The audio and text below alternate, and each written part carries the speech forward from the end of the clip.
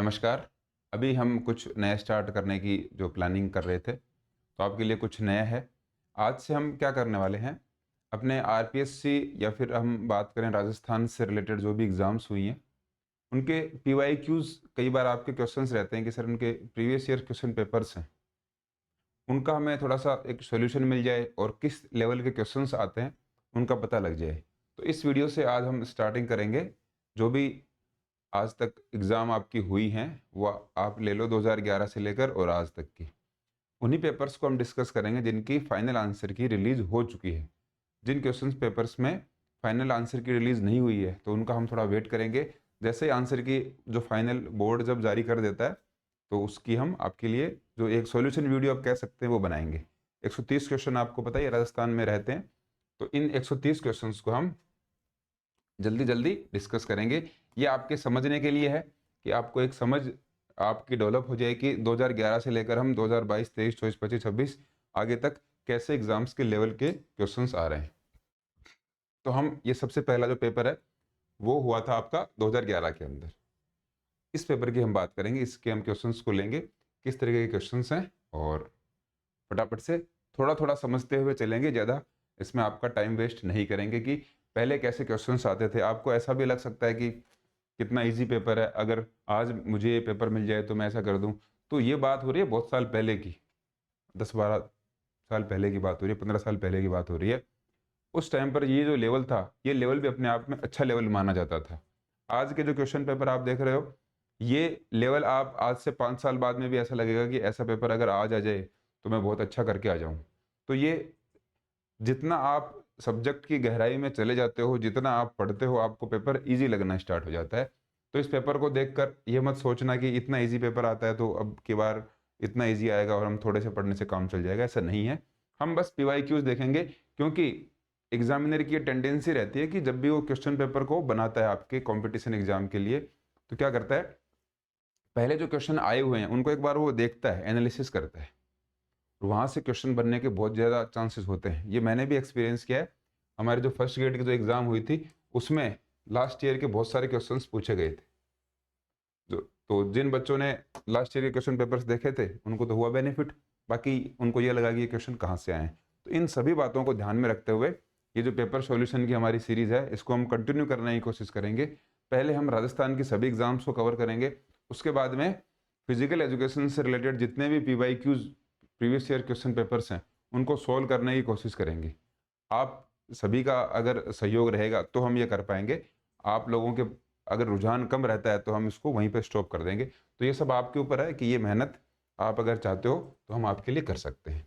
पहला क्वेश्चन देखेंगे, ये ऑफ़िशियल जो आपकी वेबसाइट है वहाँ से ये क्वेश्चन पेपर लिया गया है। ये आंसर्स हमने आंसर की से लगाए हैं, जो आंसर की बोर्ड ने मानी है। तो ये इन आंसर्स पे आप ऑब्जेक्शन लगाते हो, तो आपका ऑब्जेक्शन माना जाएगा अगर ऐसा कोई क्वेश्चन आता है और बोर्ड उसका अलग आंसर मानता है तो। देखो, सबसे पहला एक डेफिनेशन का क्वेश्चन पूछा गया है कि शारीरिक क्रियाओं का जोड़ जो परिणामों के आधार पर चयनित एवं संचालित की जाती है, किसका कथन है? ये डेफिनेशन के बारे में पूछा गया है। तो ये डेफिनेशन है जेएफ विलियम्स की। जेबिनेस की बिग मसल एक्टिविटीज, है ना, चार्ल्स से बूचर की सिटीजन, ऐसे उसकी कीवर्ड जो हमने कोर्स में बता रखा है। और वेमेन की है वो सार्जेंट वगैरह, इसके अंदर जो नाम आता है। तो ये कुछ जो कीवर्ड हैं, ये आपको पकड़ने होते हैं। डेफिनेशन आपको कभी भी एमसीक्यूज़ की जो एग्ज़ाम होती है उसके अंदर नहीं पूछी जाती। पहला क्वेश्चन उसी से है, डेफिनेशन से है। तो डेफिनेशंस में कहाँ पर हमने देखा है, ये देखो आउटकम। आउटकम हमने, अगर आपने जो क्लासेस ली हैं तो आपको पता होगा, आउटकम से हमने विलियम्स को जोड़ दिया था। ऐसे क्वेश्चंस को आप ऐसे अटेम्प्ट कर सकते हो बहुत ईजी तरीके से। डेफिनेशन के क्वेश्चन अगर आएंगे तो आपके गलत नहीं होंगे। फिर ये बहुत ही बेसिक सा क्वेश्चन पूछा जाता है कई बार कि एम ऑफ फिजिकल एजुकेशन क्या है। एम ऑफ फिजिकल एजुकेशन में क्या रहता है कि आपका मानसिक विकास, सामाजिक, शारीरिक, ये सारे विकास आते हैं, लेकिन सबसे बेस्ट इसका आंसर क्या रहेगा, मनुष्य का सर्वांगीण विकास, ऑल राउंड या फिर ओवरऑल भी, या फिर ये भी आपको लिखा हुआ मिल सकता है, होलसम डेवलपमेंट, ओवरऑल डेवलपमेंट, इस तरीके के नाम आपको दिखाई देंगे। ऐसे इस क्वेश्चन का आंसर हो गया। अब sound mind in sound body was, स्वस्थ शरीर में स्वस्थ मस्तिष्क निवास करता है। ये जो स्टेटमेंट है, ये काफ़ी कंट्रोवर्शियल आप कह सकते हो कि बहुत सारे बोर्ड कंफ्यूज हैं कि हम प्लेटो माने या फिर अरस्तु माने। जैसे कि सेंट्रल लेवल की बहुत सारी वैकेंसीज में मैंने देखा है ये जो स्टेटमेंट है sound body in sound, sound mind in sound body, ये अरस्तु उन्होंने इस आंसर को भी माना है कि अरस्तु ने कहा है। तो ध्यान रखना, राजस्थान की आप प्रिपरेशन कर रहे हो तो ये ऑफिशियल बोर्ड ने इसको प्लेटो आंसर माना है। ध्यान में रखना, राजस्थान की जब एग्जाम की प्रिपरेशन करोगे तो इसमें आपको प्लेटो आंसर करके आना है। बाकी सेंट्रल लेवल के वैकेंसीज में अरस्तु कई बार इसका आंसर माना गया है। इन छोटी छोटी बातों का आप ध्यान रखा करो, PYQ से ये चीज़ हमारी सॉल्व हो जाती है। फिर हैमस्ट्रिंग मसल के बारे में पूछा गया है, तो हैमस्ट्रिंग मसल कहाँ पर होती है? बहुत ही सिंपल सी बात हमें पता है, आपका जो थाई है, थाई में बैक की मसल होती है, थाई के पीछे जो मसल होगी वो होती है हैमस्ट्रिंग। हैमस्ट्रिंग मसल क्या करती है? हमें पता है कोई भी मसल है आपका जो जॉइंट है, जॉइंट से जस्ट आगे जुड़ती है। कैसे जुड़ती है? जैसे कि मैं बात करूं, ये मेरा एल्बो का जॉइंट है, तो ये बाइसेप्स बार की मसल है, ये कहां पर जुड़ी है? ये एल्बो से जस्ट आगे जुड़ी हुई है। आगे जुड़ेगी तभी इसको खींच पाएगी। अगर ये एल्बो से पीछे जुड़ी होती तो यहाँ पे अगर फोर्स लगाती तो हाथ मेरा ऊपर की तरफ लिफ्ट नहीं हो पाता। तो एल्बो से जस्ट आगे जुड़ी हुई है तो यहाँ पे ये लगाएगी। अब ये थाई की बैक की मसल है, कौन सी? हैमस्ट्रिंग, है ना, ये मसल्स का ग्रुप है, उनको पूरा हैमस्ट्रिंग मसल्स बोलते हैं। तो ये क्या हेल्प करती है? तो देखो, पहले तो कोहनी तो बिल्कुल गलत हो गया, ये तो आपको पता होना चाहिए कि मसल्स कहाँ कहाँ पर होती हैं। अब घुटना इसमें कैसे आएगा? क्योंकि घुटने के पीछे और घुटने का जॉइंट है उसके जस्ट नीचे जुड़ी हुई है, तो उसको खींचेगी, तो घुटने को फैलाने में नहीं होगा, उसको मोड़ने में सहायक होती है। ऐसे क्वेश्चंस का आप थोड़ा सा इस तरीके से आंसर दे सकते हो। आजकल भी ऐसे क्वेश्चंस पूछे आते हैं। शारीरिक शिक्षा के आधारभूतों को शक्ति प्रदान करता है, ये क्वेश्चन बहुत बार एग्जाम में पूछा गया है कि फिजिकल एजुकेशन की जो फाउंडेशन है वो क्या है? तो सांस्कृतिक परंपराएं, तत्वज्ञानी परंपराएं, सामाजिक, है ना, फिलोसॉफिकल, सोशल, कल्चरल, ये सारी चीजें हैं। लेकिन साइंटिफिक जो फैक्ट है ये इसके अंदर मोस्ट सुटेबल आंसर होगा। मोस्ट सुटेबल आंसर आपको MCQs में ये ध्यान रखना है, ठीक है। वैज्ञानिक तथ्य, साइंटिफिक फैक्ट पे आपकी जो फाउंडेशन है वो टिकी हुई है।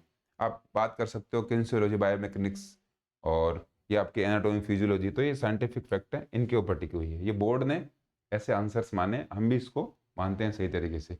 Physical fitness is the ability, तो फिजिकल फिटनेस किसकी एबिलिटी है? तो मूलभूत कौशल, समूह का वर्गीकरण करने की, उपरोक्त में से कोई नहीं। तो ऐसे कोई भी आंसर इसमें बैठ ही नहीं रहा। बहुत इजी से क्वेश्चन भी आते हैं कई बार।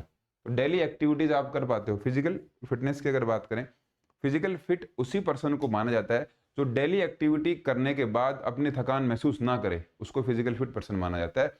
बहुत ही शॉर्ट में और बहुत ही बेसिक डेफिनेशन फिजिकल फिटनेस की यही है। डेली के काम करते हो और आपको क्या है, फटीग ना हो, थकान ना हो, उसको कहा जाता है।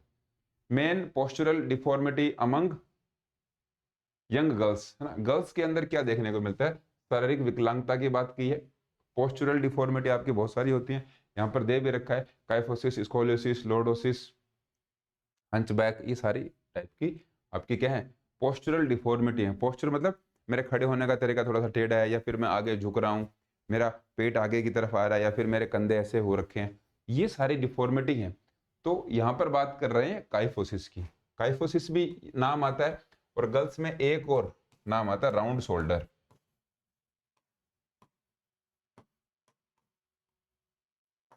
राउंड शोल्डर मतलब ये आपके शोल्डर ऐसे हो जाते हैं जब गर्ल्स अपने प्यूबर्टी एज में होती हैं, और उनके ब्रेस्ट जब डेवलप होना स्टार्ट करते हैं, तो गर्ल्स को क्या है, ये थोड़ा सा एक एम्बेरेस और शर्म महसूस होती है कि मेरी बॉडी में ये जो डेवलपमेंट हो रहा है ये कोई देखेगा तो कैसा लगेगा। तो गर्ल्स क्या है, उससे थोड़ा सा सहम जाती हैं, तो ऐसे उनकी शेप हो जाती है। इस शेप की वजह से आप जो गर्ल्स हैं उनको ये डिफॉर्मिटी हो जाती है। जो पीछे बैक का हिस्सा है, जो सर्वाइकल का हिस्सा है, आपके सर्वाइकल के हिस्से में एक थोड़ा सा ऐसे ये इस तरीके से हो जाता है। इस सर्वाइकल के हिस्से में थोड़ा सा ये उभार है, इसी को काइफोसिस कहा जाता है, ठीक है। ये इस तरीके से काइफोसिस आपका करेक्ट आंसर हो जाएगा। बाकी लॉर्डोसिस में आपकी जो लंबर की जो आपकी वर्टिब्रा हैं, रीढ़ की हड्डियां हैं, वो आगे की तरफ शिफ्ट हो जाती हैं, तो लॉर्डोसिस को होलो बैक भी कहा जाता है। ये मैं ज़्यादा एक्सप्लेन कर रहा हूँ, इतना एक्सप्लेन 130 क्वेश्चन को करेंगे तो बहुत बड़ा हो जाएगा आपका वीडियो, तो मैं शॉर्ट में आपको बताते हुए चलूंगा, इतना ज़्यादा नहीं बताऊंगा। ये पोस्चरल डिफॉर्मिटी है, ये बहुत ही बेसिक है, ये आपको आना चाहिए, इसलिए कुछ क्वेश्चंस को मैं थोड़ा सा डिटेल में भी बताऊंगा। होलो बैक कहते हैं इसको। फिर स्कोलियोसिस है, स्कोलियोसिस में साइडवर्ड कर्वेचर बनता है। कौन सा बनता है? साइडवर्ड, साइड में कर्वेचर बन जाएगा। साइड में कर्वेचर बनने का मतलब, जैसे मैं अभी सीधा खड़ा हूँ तो ये हो गया साइड में, है ना, राइट साइड शिफ्ट, ये लेफ्ट साइड शिफ्ट। इसका एक और नाम बोलते हैं, ये बनता है लेटरल। लेटरल कर्वेचर का मतलब होता है, आपको पता होगा, साइडवर्ड जो भी हमारी बॉडी के अंदर मूवमेंट होते हैं उनको बोलते हैं लेटरल मूवमेंट। ये होता है स्कोलियोसिस। ये आपके कई टाइप का होता है ना, सी टाइप का होता है, एस टाइप का होता है ना, ये इस टाइप से होता है।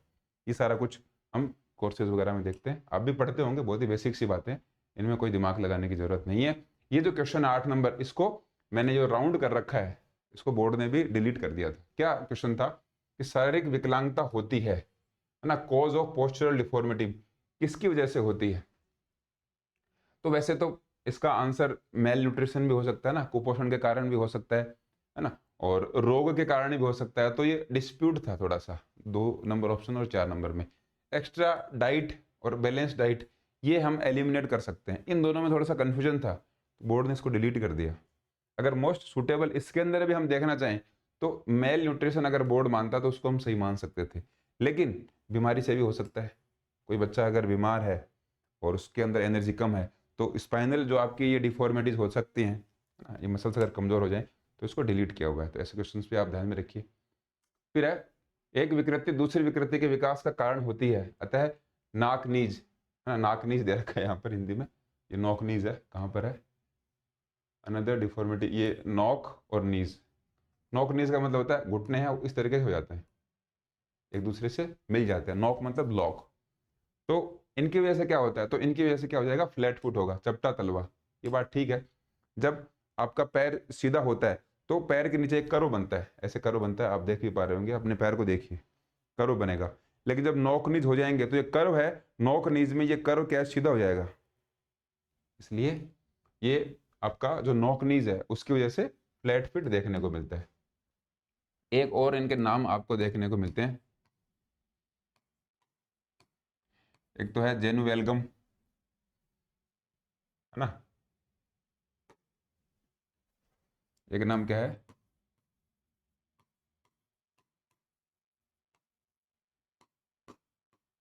एक है जेनुवेरम। तो जब नॉकनीज होते हैं तब तो उसको बोलते हैं जेनुवेल्गम, ये टेक्निकल नाम है, ऐसे एग्जाम में पूछते हैं आजकल, तो ध्यान रखना इनका। और जेनुवेरम में बोलते हैं जब आपकी कौन सी हो जाती है, बोलेक्स। बोलेक्स मतलब पैरों के बीच में ज़्यादा गैप हो जाता है, और हिंदी में इसका नाम बहुत ही शानदार है, धनुष टंकार बोलते हैं, तो ध्यान में रखना आप इन चीज़ों को, ठीक है। इसके बाद में नेक्स्ट क्या है, देखो, हाँ, ट्रेम्पोलिन इज रिलेटेड टू, हाँ, ट्रेम्पोलिन के बारे में पूछा है ना। तो ट्रेम्पोलिन एक आप एप्रेटिस वगैरह एक कह सकते हो, ये जिम्नास्टिक में काम में आता है, ठीक है। ये तो गेम वगैरह पढ़ते हैं तो हम इनको आराम से पता लगा ही सकते हैं। इसके बाद में क्या है, समाजशास्त्र के दृष्टिकोण से निम्नलिखित में से कौन सा कारक मानव व्यक्तित्व के विकास में सबसे अधिक साधक है? तो कल्चर को इसमें माना जाता है, ये क्वेश्चन कई बार पूछते हैं, तो ऐसे क्वेश्चन का ध्यान में रखना कि हमारा सबसे ज़्यादा डेवलपमेंट कल्चर में होता है, और स्पोर्ट्स क्या है, आपके कल्चर का पार्ट माना गया है, ऐसा फिजिकल एजुकेशन बोलती है। ध्यान रखना ऐसे क्वेश्चंस को। ऐसे क्वेश्चंस क्या हम कहीं पढ़ते नहीं है, जैसे कि नोट्स में नहीं पढ़ोगे, बुक्स में नहीं पढ़ोगे, तो PYQs आप देखते हो और फिजिकल एजुकेशन को समझते हो, तो ऐसे क्वेश्चन सोल्व होना स्टार्ट हो जाते हैं। इसीलिए कहा जाता है जो भी आप एग्जाम की प्रिपरेशन कर रहे हो, PYQs को सोल्व करना बहुत जरूरी है। ये भले कितने भी आपको ईजी लग रहे हो, और एग्जाम में हमेशा ईजी क्वेश्चन ही हमारे गलत होते हैं, टफ क्वेश्चन तो किसी को नहीं आ रहे, उनमें सिली मिस्टेक होने के चांसेस क्या हैं। ईजी क्वेश्चंस को अच्छे से पढ़ो। सबसे ज़्यादा जो सिली मिस्टेक जिनको हम बोलते हैं, वो सिली मिस्टेक ऐसे क्वेश्चंस में ही होती है। किसी प्रक्रिया का दूरी सदैव समतल पर बनता है, तो इसमें क्या बनाया गया है, एक्सिस और प्लेसेस की बात की। देखो एक बात ध्यान में रखनी है, जब भी आपको ये दोनों पढ़ने हो, एक तो एक्सिस है, एक है प्लेन, इन दोनों में जो रिश्ता होता है वो होता है राइट एंगल का। राइट एंगल मतलब 90 डिग्री का कोण होगा। अगर कोई ऐसे एक्सिस है तो उसके प्लेन ऐसे होगा, ऐसे एक्सिस है तो ऐसे प्लेन होगा। कभी भी 90 डिग्री से इस तरीके से नहीं होता बीच में। जैसे कि मैं अगर बात करूं, ये कोई प्लेन है ना, ये मैं मूवमेंट कर रहा हूं, तो ये जो प्लेन होगा इसमें एक्सिस एकदम इसके 90 डिग्री होगी, इसलिए यहाँ पर राइट एंगल दे रखा हो। ये देखो इंग्लिश में दे रखा है राइट एंगल, और ये दे रखा है समकोण। एक्सिस और प्लेन में हमेशा रिलेशन होता है समकोण का, राइट एंगल का। अगर सेजेटल प्लेन है तो उसमें फ्रंटल एक्सिस होगा। इन बातों का आप ध्यान रखिए। इसके बाद में आगे चलिए, which type of lever is most effective in sports. ये तो क्वेश्चन इतनी बार पूछा गया है कि आपको ये क्वेश्चन याद हो जाना चाहिए। कौन सा है? Third class lever. और क्या है? थर्ड क्लास लीवर का क्वेश्चन एक ये और आता है, स्पीड के लिए सबसे ज़्यादा इंपॉर्टेंट होता है। तो स्पोर्ट्स में आपको स्पीड की ज़रूरत भी पड़ती है, तो स्पीड में भी आपका थर्ड क्लास लीवर है, उसका आपको क्या करना है? आंसर में सही कर देना है। फिर Newton second law of motion, इसको Newton second law of motion को क्या बोलते हैं? ये हमें सबको पता ही है, ये रहा न्यूटन सेकेंड लॉ। इसको लॉ ऑफ एक्सेलरेशन बोलते हैं, हाँ, त्वरण का नियम बोलते हैं। पहला नियम जड़त्व का, तीसरा नियम है एक्शन एंड रिएक्शन, क्रिया और प्रतिक्रिया। सेकंड जो नियम है, कौन सा सेकंड नियम? ये कई बार इसका फॉर्मूला भी पूछ लेते हैं, तो ये ध्यान में रखना, F equal to m a इसमें एक्सेलरेशन है, एम इसमें मास है, और F का मतलब फोर्स है। पूछ लेंगे ना, अभी इतना लेवल तो इन लोगों का बढ़ ही गया है, एग्जाम हम इतनी अगर प्रिपरेशन तैयारी कर रहे हैं तो। पैर की उंगलियों पर शरीर को उठाना किस बात का उदाहरण है? किस बात का उदाहरण नहीं है ना, ये रेजिंग बॉडी, तो यहाँ पे लीवर पूछा है, तो सेकंड क्लास लीवर पूछा है। ठीक है, सेकंड क्लास लीवर में क्या होता है? Force, resistance, axis. ठीक है, ये इसका फॉर्मूला होता है। फोर्स, रेसिस्टेंस और एक्सिस है, तो फोर्स को आप कई बार लिखा हुआ आपको मिलेगा एफर्ट भी बोलते हैं, रेसिस्टेंस को लोड भी कहते हैं, एक्सिस को फलकम कहते हैं। ये अगर आपने याद कर रखा है तो ये एग्जाम में अब नहीं आने वाला, ये आएगा एफर्ट, लोड और फलकम। फलकम एक्सिस को ही बोलेंगे, लोड मतलब रेसिस्टेंस। तो सेकंड क्लास लीवर में यही होता है, पैर की उंगलियों पर शरीर को उठाना, मतलब ये पंजे की बात कर रहा है। पंजे पे जब आप अपने बॉडी को ऊपर की तरफ उठाते हो, तो आपका जो एक्सिस है, जो फलकम है, वो बन रहा है आपका पंजा। पंजे से आपने बॉडी को ऊपर की तरफ उठाया, ऊपर की तरफ उठाया, आपका शरीर उसमें क्या कर रहा है? लोड का काम कर रहा है, जो कि बीच में पड़ रहा है, और आप अपनी एफर्ट लगा रहे हो मसल्स से, वो लास्ट की तरफ लगा रहे हो। तो क्या हो गया? एक्सिस, ठीक है, फिर आपके बॉडी का लोड, और फिर आप उसको ऊपर उठा रहे हो। ऊपर उठाने में आपने क्या किया है? एफर्ट किया है। इस तरीके से जो लीवर्स हैं हम समझते हैं, बहुत ही सिंपल तरीके से आपको समझ में भी आ जाएंगे, ऐसी कोई दिक्कत नहीं है। First step in the treatment of sports injuries, ये तो बहुत ईजी है। क्रायोथेरेपी का हम यूज करते हैं स्पोर्ट्स इंजरीज में, है ना। क्रायो का मतलब एक आप बोल सकते हो आइस होता है ना, बर्फ का यूज करते हैं क्रायोथेरेपी में। बर्फ का यूज इसलिए किया जाता है ताकि आपकी जो जहाँ पे चोट लगी, इंजरी हुई है, वहाँ पर क्या नहीं हो? सूजन नहीं आए, इन्फ्लेमेशन ना हो, ब्लड सर्कुलेशन वहाँ पे थोड़ा सा रुक जाए ताकि पेन नहीं हो, और हम फर्स्ट एड के लिए फिर तैयार हो जाते हैं। क्रायोथेरेपी का यूज़ किया जाता है, ये बात आपको ध्यान में रखनी है। Rehabilitation of sports is done using, rehabilitation क्या होता है? जब भी कोई प्लेयर को इंजरी हो जाती है, तो उस इंजरी से बाहर निकालने के लिए जो एक प्रोसेस होती है, उसको रिहेबिलिटेशन कहते हैं, कि इंजरी से पहले की प्रोसेस में वापस ले लिया जाए। तो रिहैब सेंटर भी होते हैं, उनको बोलते हैं करेक्टिव मेजर्स। करेक्टिव मेजर्स मतलब ऐसे उनको एक्सरसाइज करवाई जाती हैं कि उन एक्सरसाइज से क्या हो? प्लेयर जल्दी ठीक हो जाए, उनको करेक्टिव मेजर्स कहा जाता है। बाकी क्रायोथेरेपी वगैरह ये सारे मेथड हैं, इनका यूज इस तरीके से नहीं होता। Flat back is connected with thoracic region, है ना, क्या बोल रखा है? चपटी पीठ। चपटी पीठ मतलब अगर आपकी पीठ में ऐसे कुबड़ बन रहा है तो वो काइफोसिस हो गई। फ्लैट पीठ है तो पीठ का मतलब देखो यहाँ पर ये ध्यान में रखना, ये पीठ की बात हो रही है, बैक की बात हो रही है ना, कमर की बात नहीं हो रही। लोअर बैक होता तब वहां पर लोडोसिस का एग्जाम्पल आ जाता। थोरेसिक रीजन की ये इस तरीके से आपकी रीढ़ की हड्डी है, ऊपर वाला एरिया है वो सर्वाइकल, फिर आपका थोरेसिक, फिर आपका लंबर, फिर सैक्रल, और लास्ट में है कॉक्सिक्स। तो इसमें ये वाला जो एरिया है ये क्या हो जाता है? वैसे तो एस आकार की होती है आपकी रीढ़ की हड्डियां, ये जब सीधी हो जाएंगी तो ये फ्लैट आ गई, तो फ्लैट का मतलब थोरेसिक रीजन के अंदर होगा। ये थोरेसिक रीजन आपका करेक्ट आंसर है। यहाँ पर ये क्वेश्चन डिलीट कर दिया इन लोगों ने कि दबाव से हड्डी का टूटना आमतौर पर क्या होता है? Stress fracture is common among. तो स्ट्रेस फ्रैक्चर यहाँ पर यंग, ओल्डर, है ना, अडल्ट वुमेन दे रखा है। स्ट्रेस फ्रैक्चर मतलब आपकी जो हड्डी है, हड्डी के ऊपर एकदम इम्पैक्ट पड़ता है, तो हड्डी में हेयर लाइन फ्रैक्चर आ जाता है ना, बाल जैसा। तो ये फ्रैक्चर यहाँ पे इन्होंने इस क्वेश्चन को डिलीट कर दिया। तो इस क्वेश्चन की बात हम क्या ही करें फिर। हाँ, गर्मी में पीड़ित व्यक्ति को किस प्रकार का प्राथमिक उपचार देना चाहिए? तो सबसे पहले उसको ठंडे स्थान पर हम लेटाएंगे, पहले उसको पानी पिलाना वगैरह ये सारी बातें हम नहीं करेंगे। क्या करेंगे? जो ठंडी जगह हो गई, ठंडी जगह पर हम उसको लिटा देंगे। क्यों? क्योंकि उसको हीट स्ट्रोक हो रखा है। हीट स्ट्रोक नाम नहीं लिखा हुआ सीधा, हाँ लिखा हुआ है, देखो आपको दिखाई नहीं दे रहा होगा, ये हीट स्ट्रोक नाम लिखा हुआ है। क्या करेंगे, तो सिंपल सा बात है, सबसे पहले तो उसको हम ऐसा फील कराएंगे कि आप मतलब ज़्यादा अगर गर्मी लग चुकी है तो ठंडी जगह पर उसका टेम्परेचर रेगुलेट करेंगे, उसके बाद में पानी पिलाने वगैरह की प्रोसेस करते हैं। तो ये हीट स्ट्रोक है, हीट स्ट्रोक को लू भी कहते हैं। तो पीड़ित व्यक्ति को ठंडे स्थान पर, और क्या दे रखा है, कुछ समय सूर्य के सामने रखना। कैसा बेतुका सा ये ऑप्शन है, ऐसे एलिमिनेट कर दिया करो आप। एक गिलास ठंडा पानी ये आप दे सकते हो, लेकिन पहली स्टेप आपकी ये होनी चाहिए, ठीक है। पीड़ित को चारों ओर तरफ से घेरना। ये देखो दो ऑप्शन तो ऐसे हैं कि आपका कुछ भी नहीं पड़ा हुआ तो भी इनका आंसर दे दोगे, तो ऐसे आप एलिमिनेट करके क्वेश्चंस को अटेम्प्ट किया करो, कोई समस्या नहीं आएगी। यदि कोई मांसपेशी संकुचित हो परंतु उसमें कोई गति, ये आपको टेढ़ा दिखाई दे रहा है, तो जो आपकी ऑफिशियल वेबसाइट है ना बोर्ड की, उसमें ऐसा ही क्वेश्चन पेपर हमें मिला था। हम यहाँ पर बना नहीं पाए, उसमें बहुत टाइम लगता है, तो इसी से हम सॉल्व करवा रहे हैं। तो थोड़ा सा इसको आप देख लीजिए, हम इतना देख ही सकते हैं। यदि कोई मांसपेशी संकुचित हो परंतु उसमें कोई गति ना हो, तो जिसके अंदर गति ना हो, ये आइसोकाइनेटिक, आइसोमेट्रिक, आइसोटोनिक, ये सब लिखा हुआ है। जल्दी से मैं इनके बारे में छोटा सा बताऊंगा, है ना। आइसो का मतलब होता है कांस्टेंट, इसमें कोई भी परिवर्तन ना हो, परिवर्तन नहीं होता। आइसो हो गया, आइसो सबसे पहले लिखा हुआ है, आइसो आइसो आइसो, तो जिसके अंदर कोई परिवर्तन ना हो।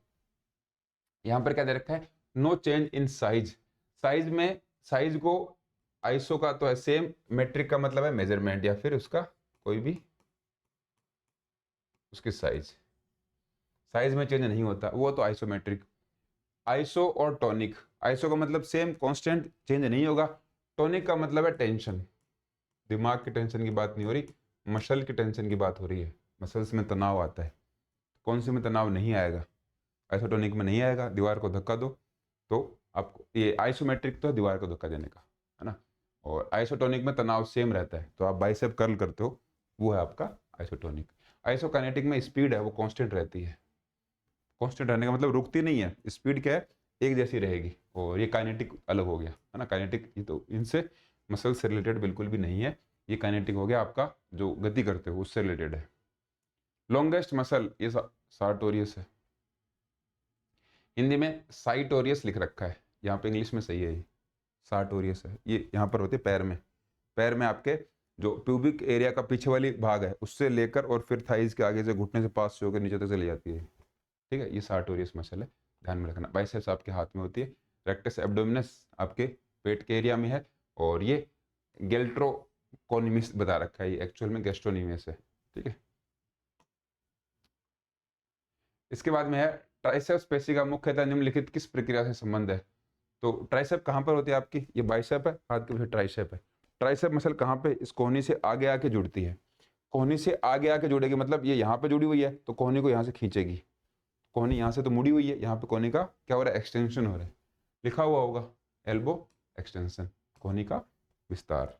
ऐसे क्वेश्चंस आते हैं कई बार, जी। मानव शरीर में सबसे मजबूत मांसपेशी कौन सी है, तो यहाँ पर सबसे मजबूत इसके अंदर तो आप फाइंड आउट नहीं कर सकते, है ना। मैंडिबल का नाम आता है कई बार, ध्यान में रखना आप। मैंडिबल कहाँ होती है, आपके जबड़े में होती है, ये ध्यान में रखने वाली बात है। तो ये सारी इनके हिसाब से तो ह्यूमन बॉडी के अंदर स्ट्रॉन्गेस्ट है।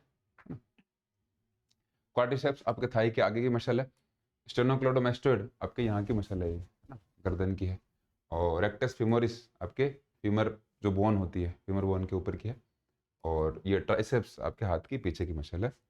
इन मसल्स के बारे में तो आपको पता भी होगा शायद। सोलियस मांसपेशी कहाँ है, तो पाँव के निचले भाग में, बिल्कुल ठीक बात है, लोअर लेग में होती है सोलियस, ठीक है।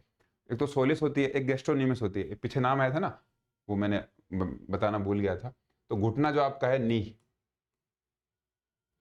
के जस्ट नीचे जो दो मसल्स होती हैं, एक तो होती है आपकी, ये कहाँ गई, ये तो सोलियस, एक है गैस्ट्रोनीमियस, दो मसल्स का ग्रुप रहता है। और ऊपर थाई के सामने रहती हैं क्वाड्रिसेप्स, थाई के पीछे की मसल्स होती हैं आपकी हैमस्ट्रिंग। शॉर्ट में बता रहा हूँ मैं, बहुत ज़्यादा क्वेश्चन है, लगातार अगर इनको बहुत डिटेल में पढ़ेंगे तो वीडियो लंबी हो जाएगी। आपका काम है PYQs को देखना कि कैसे आते हैं, ये हम ध्यान में रखेंगे, दिमाग में बात रखेंगे। बाइसेप्स फीमोरिस मांसपेशियां हैं कि आंदोलन, आंदोलन मतलब ये मूव करती हैं, मुख्यतः उत्पन्न होने वाली प्रक्रिया का नाम है? ये तो हमने the biceps femoris muscles is the prime. देखो ये बाइसेप्स फीमोरिस है, इसमें कंफ्यूज मत होना, ठीक है। ये बाइसेप्स ब्राकी नहीं है। बाइसेप्स दो टाइप की मसल्स होती है। बाइसेप्स ब्राकी आपके हाथ में रहती है। बाइसेप्स फीमोरिस, फीमोरिस मतलब फीमर बोन, फीमर बोन आपके थाई में होती है, सबसे आपकी जो बड़ी और मजबूत हड्डी होती है आपकी बॉडी की। ये कहाँ पर है? तो ये घुटने का फ्लेक्शन, ठीक है। घुटने के फ्लेक्शन में ये सहायक होती है। ये बात आपको ध्यान में रखना है, ठीक है। और यहाँ पर कोई दे नहीं रखा ना, यहाँ पर फ्लेक्शन नहीं दे रखा है ना, एक्सटेंशन नहीं दे रखा। तो एक्सटेंशन का तो हमने देख लिया था, एक्सटेंशन के लिए कौन सी मसल काम में आएगी, ठीक है, वो हमने हैमस्ट्रिंग देख लिया। ये बाइसेप्स फीमोरिस के बारे में पूछा गया है। और क्या है? शारीरिक बनावट, posture is an index. Posture किसका सूचक है? तो हेल्थ का है ना, फिटनेस का, पर्सनैलिटी का। तो देखो ये एक ऐसा क्वेश्चन है जिस पे हम डिबेट कर सकते हैं। कैसे कर सकते हैं? कि जो आपकी शारीरिक बनावट है, शारीरिक बनावट है तो आपकी फिटनेस का भी तो ये है, ठीक है, फिटनेस तो भी इससे दिखती है। आपकी हेल्थ कैसी है उसका भी पता लगता है। कैरेक्टर का पता नहीं लगता, ये बात हम मान सकते हैं, इसको आप एलिमिनेट कर सकते हो। और आपका जो पोस्चर है उससे आपकी पर्सनैलिटी का भी पता लगता है, ये बात भी ठीक है। मोस्ट सुटेबल आंसर व्यक्तित्व माना गया है। ध्यान में रखना, एग्जाम में आए तो इसको आप गलत मत कर देना। ऐसी छोटी छोटी क्वेश्चन को ध्यान में रखना है। कौन से कारण हैं जो शारीरिक दक्षता को प्रभावित करते हैं? फिजिकल फिटनेस को ये सारे ही करेंगे। कौन कौन से?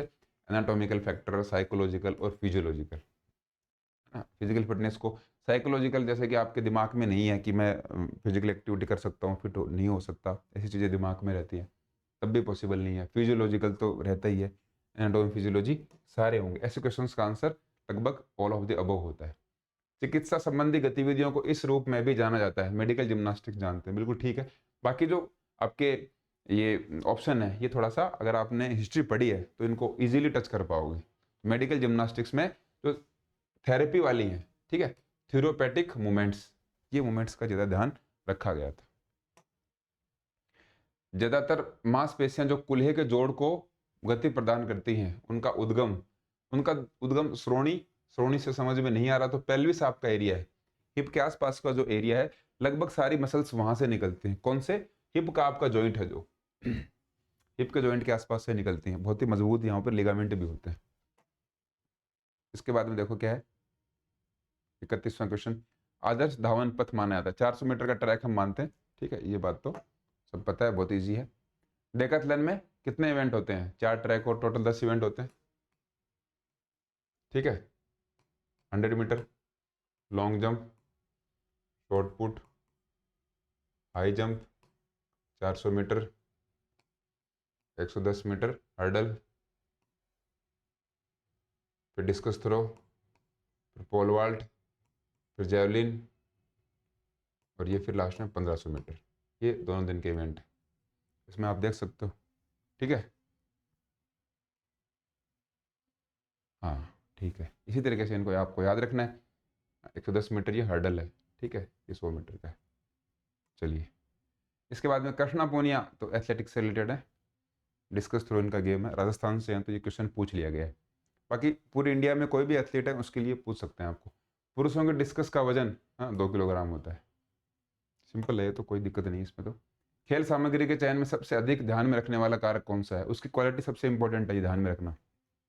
आप उसकी उपयोगिता को भी सही कर सकते हैं, लेकिन अगर गुणवत्ता की बात हो तो उपयोगिता मतलब उसका यूज है, इसीलिए तो आप उसको खरीदने जा रहे हो, तो उसकी क्वालिटी का सबसे इंपॉर्टेंट रोल होता है, क्वालिटी उसकी मेन है, ठीक है।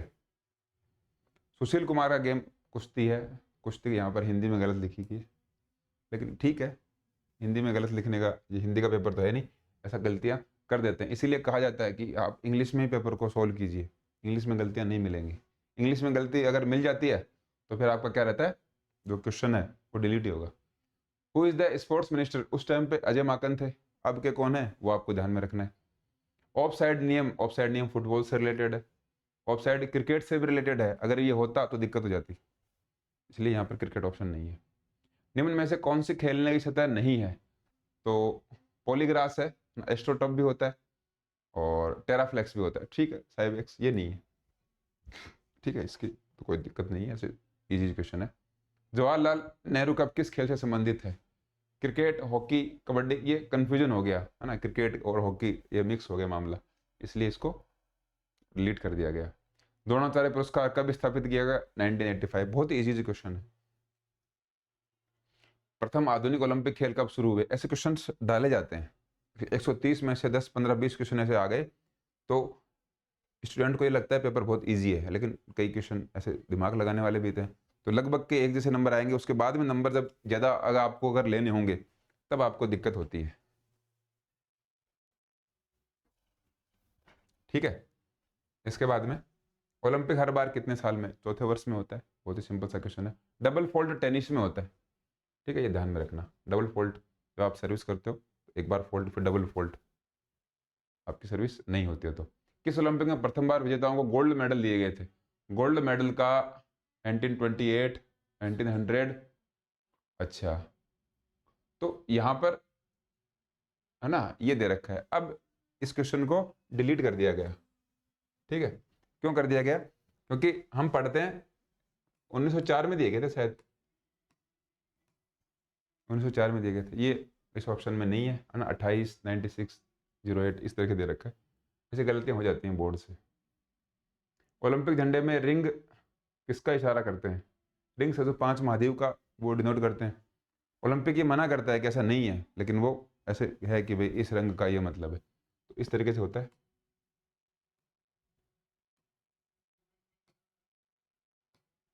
और इसके पीछे जो होता है वो वाइट ही बैकग्राउंड होता है। ठीक है, और ये इसकी जो रिंग्स हैं वो कॉन्टिनेंट को डिनोट करते हैं। इसके कलर का भी मैंने बता रखा है कि याद रखने का क्या तरीका है। हेडक्वार्टर कहाँ? आईओसी का स्विट्जरलैंड के अंदर है। ठीक है, कब ओलंपिक खेलों में महिलाओं की भागीदारी हुई? तो महिलाओं की भागीदारी दूसरे ओलंपिक में हो गई थी, पहले में नहीं थी। यहाँ पर ऑप्शन नहीं है इसलिए इसको डिलीट कर दिया। ओलंपिक झंडे में बना पीला गोला किस महाद्वीप? पीला एशिया के लिए। ठीक है, और फिर अलग अलग जो 5 हैं, अमेरिका के लिए अलग है, यूरोप के लिए अलग है, अफ्रीका के लिए ब्लैक है, इस तरीके से ग्रीन किसके लिए, अलग अलग इनके बारे में बता रखा है। ओलंपिक खेलों का उत्सवीय ध्वज, ओलंपिक फ्लैग का सेरेमनी जो है वो सबसे पहले 1920 में स्टार्ट इसलिए हुई थी ना, 1940 के लगभग ये फ्लैग था वो मिल गया था, और फिर 1916 में उसका जो सबसे पहली बार दुनिया के सामने आने वाला था, 1960 में हुआ नहीं, वर्ल्ड वॉर फर्स्ट की वजह से। 1920 में पहली बार ये झंडा है वो आपको देखने को मिला था। बेसिक क्वेश्चन है तो हिस्ट्री के आप सभी को आते भी होंगे, इनमें तो आपको दिक्कत नहीं आएगी। बच्चों की शारीरिक वृद्धि बहुत तेज होती है, 3 वर्ष की आयु तक होती है। ठीक है, 3 वर्ष की आयु के बाद में एक थोड़ा सा गैप देखने को मिलता है। तो ये क्वेश्चन ऐसा है ना, ये ग्रोथ और डेवलपमेंट से लिया गया क्वेश्चन है। अच्छा क्वेश्चन है ये। आज के एग्जाम में आ जाए तो आप लोग सर बिल्कुल टफ क्वेश्चन पूछ लिया, और आप में से कोई भी इस क्वेश्चन का आंसर ये नहीं करके आएगा, तो ध्यान रखना छोटे छोटे क्वेश्चन का। लड़कियों की वृद्धि सर्वाधिक तीव्रता से होती है, तो देखो क्या पूछा गया है, बच्चों की वृद्धि है ना, बच्चों में यहाँ कहीं पे ओनली चाइल्ड लिखा गया है, और बॉयज से कंपैरिजन में तो 13 से 19 टीन एज के अंदर, इसलिए कहते हैं कि लड़कियां जल्दी जवान हो जाती हैं, जल्दी समझदार हो जाती हैं, जल्दी मैच्योर हो जाती हैं। तो टीन एज जो होती है 13 से 19, उस एज के अंदर गर्ल्स बॉयज के कंपैरिजन में जल्दी क्या होती हैं, उनमें चेंजेस देखने को मिलते हैं, ग्रोथ जल्दी होती है। क्रोनोलॉजिकल एज आपकी कितने आप साल के हो, कितने आपके महीने हो गए, उसको क्रोनोलॉजिकल एज कहते हैं। फिजियोलॉजिकल एज होती है, कई सारे टाइप की एज होती है। तो ये तो बहुत ही सिंपल सा क्वेश्चन था। निम्न में से किसका संदर्भ एस्थेटिक एस्थेनिक बॉडी टाइप से है? तो लीन शैलो है ना, एस्थेनिक है ना, एक तो है एथलेटिक और एक है एस्थेनिक, एक है पिकनिक ना, ये 3 टाइप है। इनमें से अलग अलग पूछोगे। एथलेटिक मतलब शरीर का अच्छा हो, एस्थेनिक मतलब पतला चालेदार, और पिकनिक मतलब बहुत मोटा। यहाँ पर ये दे रखा है। ये ऐसे क्वेश्चन पूछते हैं, सेल्डन क्रेसमर्स इनके वर्गीकरण पूछते हैं, होती ये बेसिक से क्वेश्चन है फिजिकल एजुकेशन के। दर्शन शास्त्री जिन्हें आदर्शवाद का जनक, तो आदर्शवाद मतलब आइडियलिज्म, आइडियलिज्म के प्लेटो हैं। ठीक है, और इसके बाद में अरस्तु हैं, रूसो हैं और डार्विन है, इनसे भी क्वेश्चन पूछे जाते हैं। ठीक है, अरस्तु किसके थे ना, आइडियलिज्म है, प्रैग्मेटिज्म के कौन है, ह्यूमैनिज्म के कौन है, और आपके फिर और भी जो फिलोसॉफीज बच गई इन सभी के पूछते हैं। ये ध्यान में रखना है छोटी छोटी चीज़ों को, है ना। इन सभी के आपको पता ही होगा ना, रूसो ने क्या दिया था, अरस्तु ने क्या है, डार्विन ने क्या है। कौन सा काल, भारतवर्ष, महाकाव्य, महाकाव्य 1000 से 600, ये अलग अलग है ना, आप जो क्वेश्चन में पूछे उसके कोडिंग है। हमारी हिस्ट्री की सबसे पहली क्लास में हमने यही बताया कि 2 टाइप से आपका क्लासिफिकेशन है, उनको आप अच्छे से देख लीजिए। जो आपको एग्जाम में पूछा जाता है उसके अकॉर्डिंग आपको आंसर करना है, इसमें कंफ्यूजन नहीं होना चाहिए। पेलेस्ट्रा, ये क्वेश्चन तो कई बार पूछ लिया गया है ना, कुश्ती का एक खेल था, प्राचीन जो आपका ग्रीस था वहां पर, ठीक है, उसको पेलेस्ट्रा कहते थे। अखाड़ा, अखाड़ा कुश्ती से रिलेटेड है, इजी क्वेश्चन है, ठीक है। इसके बाद में ये कहाँ पर आ गए हम लोग, एक